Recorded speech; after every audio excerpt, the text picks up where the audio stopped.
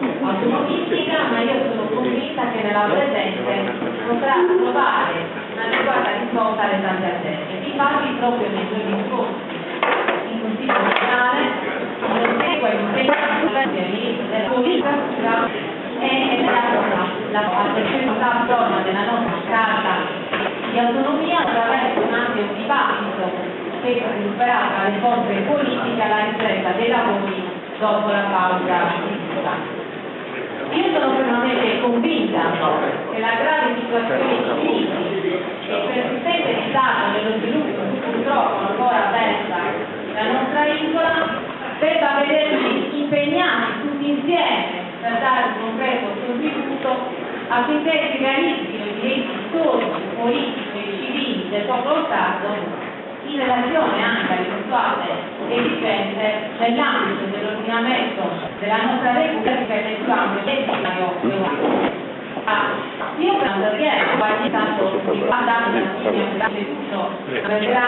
a confronto delle forze politiche e delle parti sociali. Non entrerò nel merito di alcune tematiche specifiche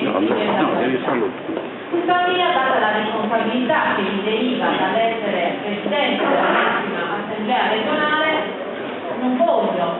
e non posso sottrarmi dall'effettuare alcune riflessioni sullo stato dell'arte e sulla genesi dei limiti normativi e competenziali del nostro istituto canonistico. Sono stati ormai 13 anni, da quando statuto eseguitava appunto il segretario e fin dalla sua nascita furono numerose le voci che si levarono per denunciare la debolezza del testo approvato dall'Assemblea Costituente. Gli stessi padri dell'autonomia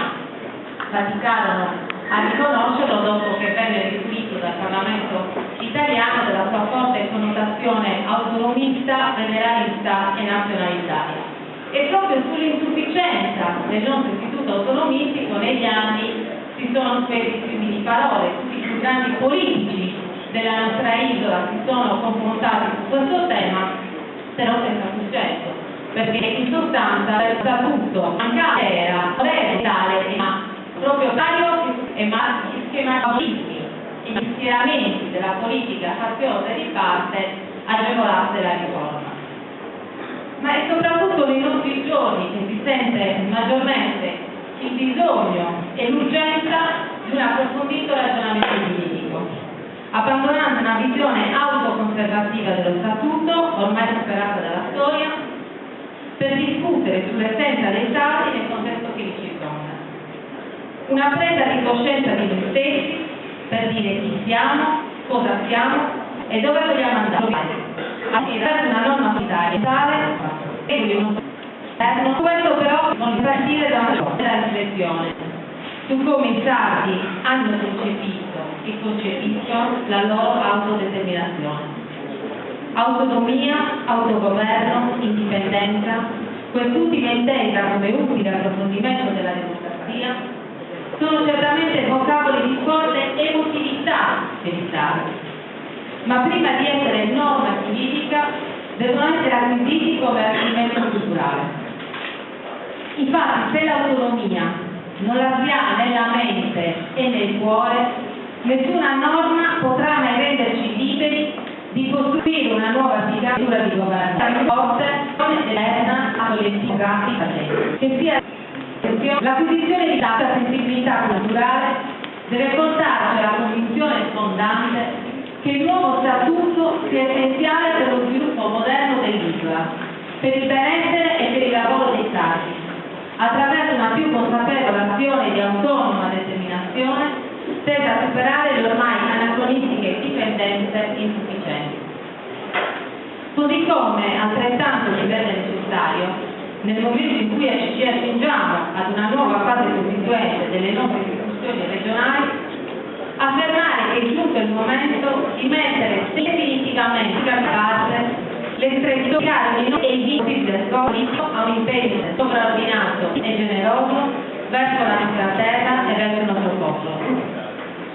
Non sto chiedendo di rinunciare ai valori e agli ideali che contraddistinguono la nostra appartenenza politica, i quali anzi vanno sempre difesi e portati con onore. ma sto dicendo di affermare inequivocabilmente che esiste una sola unica fedeltà e una sola unica volontà quando si tratta di difendere i primari interessi storici, politici e civili del popolo cristiano. Lo spirito di capacitamente di tutti i indistinti che portano sul cuore. Questa bandiera è quella dei quattro muri. Solo uniti, infatti, sapremo risvegliare le coscienze stupite dei tanti stati che hanno perso la speranza del domani e che ormai appaiono rassegnati ad un destino già scritto. Solo uniti potremo spezzare le catene di una condizione di sudditanza psicologica, politica e culturale che ci ha resi proni a fermare mutuati da realtà che non ci appartengono. La storia ci ha insegnato che il popolo sardo, nelle diverse epoche che si sono succedute, ha sempre coltivato speranze e aspirazioni differenti e diverse da quelle dei popoli ardenti. Ora per essere chiamata nella regione autonoma della nostra grande e irripetibile eredità culturale, materiale e immateriale attraverso il nuovo patto istituzionale con l'Italia e con l'Europa. La specialità, come oggi si vorrebbe nell'ambito della riforma federalista della Repubblica, non può essere lasciata all'esclusivo giudizio del legislatore nazionale, ma è propria di quello regionale, in quanto i diritti storici della Sardegna sono imprescrittibili e spetta esclusivamente ai sardi la loro gestione. Su queste tematiche, se necessario,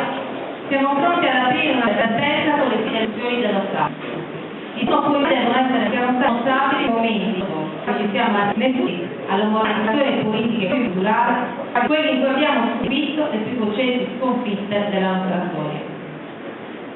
Nel confronto che ci attende con le istituzioni dello Stato deve essere chiaro a tutti che i modelli di sviluppo monoculturali e perdenti,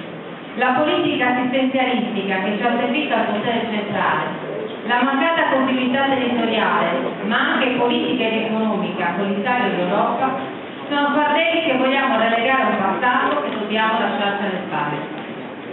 Un nuovo sistema Sardegna si deve e si può realizzare, per dare ai sardi certezza nel futuro e consapevolezza di se stessi.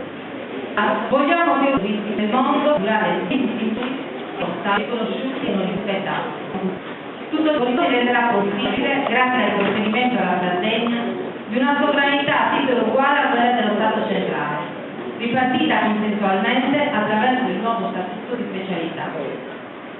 Il complesso delle riforme intervenute a modifica del titolo V della Costituzione, nel rivisitare gli articoli 114, 116, 117, 118 e 119, oltre a eliminare la gerarchizzazione dei diversi livelli istituzionali, ha introdotto il principio che nella ripartizione delle competenze è sufficiente individuare quelle avere dello Stato, mentre tutto il principio si viene nell'articolo della legge costituzionale numero 7 del 2001, le regioni a ordinamento differenziato, fino all'adeguamento dei propri statuti, possono usufruire delle norme di maggior vantaggio, che amplificano forme di autonomia più ampie rispetto a quelle già attribuite. Vorrei incentrare l'attenzione non solo sulla norma di maggior vantaggio, ma sulla totale assenza di qualsiasi riforma per adeguare la nostra specialità sulla base delle modifiche intervenute, che hanno invece grandemente avvantaggiato le regioni a statuto semplice. Una strada legislativa che mal si coniuga con la necessità di rispettare l'antica specialità, sia per la ipotesi all'interno modifica del consideramento della Repubblica in senso federale. In un crescente anacronismo, le regioni ordinarie rivendicano una loro peculiarità e una maggiore sfera di poteri, avvantaggiati dalle procedure di ampliamento dei loro poteri con leggi ordinarie. Non è paradossale affermare che su questo fronte le regioni speciali hanno subito una involuzione. La prontezza richiesta per dotare le autonomie regionali di strumenti adeguati alle nuove funzioni assunte subisce un freno nel momento in cui si procede a una revisione di statuti speciali, in quanto discentra da una norma costituzionale, la possibilità di riforma, ma deve limitare profondamente nei rapporti negli equilibri oggi esistenti per dotare la nostra isola di una piccola personalità statuale.